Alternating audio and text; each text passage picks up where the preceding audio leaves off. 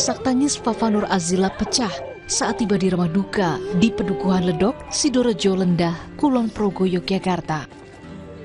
Istri almarhum Praka Farizal Ramadan, prajurit TNI yang gugur di Lebanon ini, tak kuasa menahan air matanya saat bertemu ibu mertua. Keduanya histeris, ditinggalkan keluarga yang ia cintai. Istri dari almarhum Praka Farizal sudah datang dari Aceh ya. Jadi tadi pagi landing di Bandara Jogja di YIA jam 9.10 dan ini sudah datang dengan anaknya satu umur 1,5 tahun dan ini sudah diterima dengan pihak keluarga.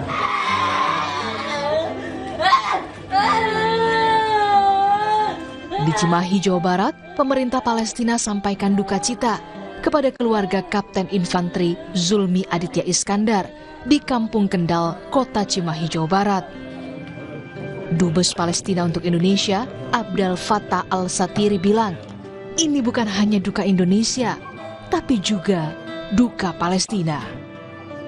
Rencananya, sholat gaib akan dilakukan di setiap masjid di Palestina untuk 3 prajurit TNI yang gugur.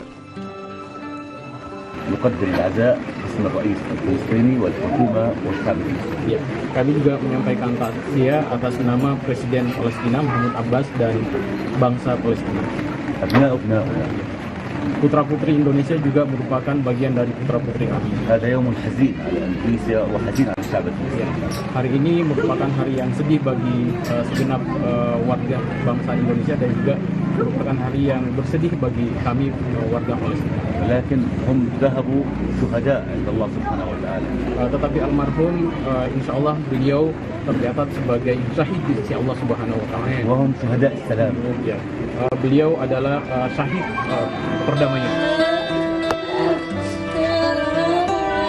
Keluarga Kapten Infanteri Zulmi Aditya, Sertu M. Nur Ikhwan, dan Praka Farizal Ramadan kini menanti kedatangan jenazah untuk dimakamkan di peristirahatan terakhir. Tim Liputan, Kompas TV.